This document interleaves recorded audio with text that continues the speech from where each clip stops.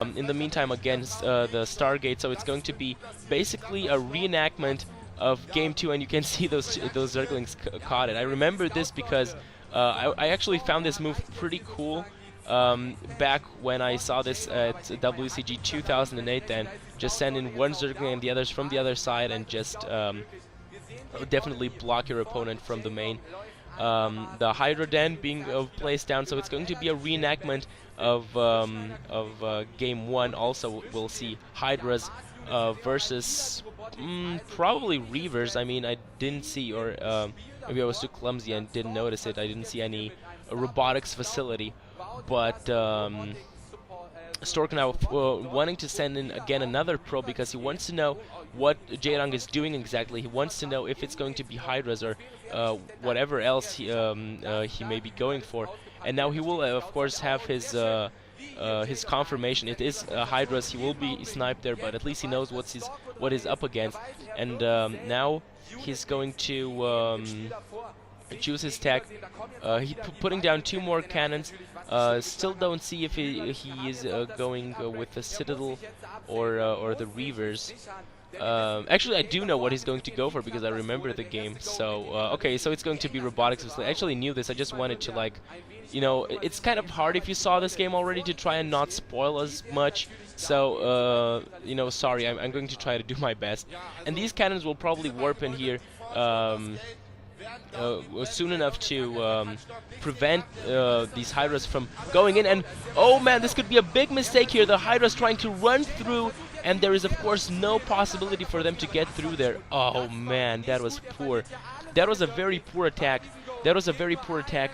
Jaedong, what he should have done would have been to you see that cannon being cancelled immediately. What he should have done was to use the range upgrade to take down the forge, take down the gateway, and then he could have actually run past the cannons. That would have been a viable option. He would have had heavy losses, but he could have well made it into the main with quite a lot of Hydras, or could just concentrate on the cannons and then go for the expansion. But by just running against the walls, you know, this exactly what you see here is what he should have done, and not what he did, and that cost him a ton of Hydras, which puts Stork actually in a good position right here, losing the Forge, of course, again, but he's still in a decent position. Let's see if his coursers can inflict a little bit more damage than in the first set. That was not so so good from him. Spire there, hard for Zerglings, and a hard for Scourge as well, because we're probably going to see some Scourge coming out of there to get rid of the coursers. Last game we saw the Spire much later to counter the High Templar that came in towards the end of the game, and here, however, we will see them being used for Scourge, and you will see this Overlord will eventually now go down. Almost actually saved by the Hydras, but still going down. Not that much damage inflicted by Stork. Still kind of in a passive position like in Game 1, and this is definitely not where he wants to be. He needs to attack here, because otherwise he will again give Jaedong the possibility to macro up very strongly, get a very gas-heavy economy going, tech up, and then just basically keep Stork within his base. This is also very well doable on a map like Tau Cross. You can see the third expansion being placed there at the 1 o'clock position, and this time it's actually not going to be like last game, Zealots, but rather just upgraded goons with Reavers, and this is going to be a very important attack here from Stork. The outcome of this battle to come here could very well decide the game, because if Stork doesn't manage to inflict quite a lot of damage right now at this point, he's pretty much going to be out. And 2 Scourge could make all the difference if they would be able to snipe this shuttle, and they are coming in now. He needs to send him with the Hydras, and oh, that was a big mistake not sending the Hydras in. He should have actually decoyed with the Hydras and then send in the Scourge to keep Stork occupied on more places than one.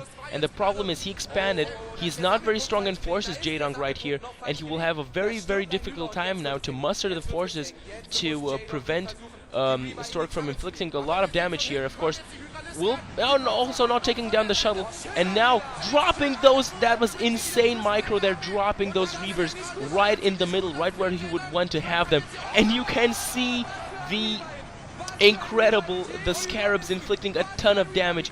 Every Scarab, you will hear probably when you will see the commentary, because I'm commentating now, of course, with the volume at 0. You will see that every single Scarab shot was like at the bull fights in Spain, was cheered by the crowd with kind of a "Oi, hey!" kind of shout. So we were all ecstatic now, because we would see one more game between these two top-class StarCraft players. Stork taking that game very well. That was a great timing attack from him. Upgraded goons plus the Reavers, and Jaedong simply had lost quite a lot of Hydras with that attack. Did not manage to inflict as much damage as he had in game 1 to the fast expansion of Storks, and ultimately he got pretty much caught off guard, and that was also, you have to admit, some great play by Stork. Jaedong could have had that one had he managed to take down the shuttle, had he managed to snipe those Reavers better, but it was simply very well played by Stork, to sum that up.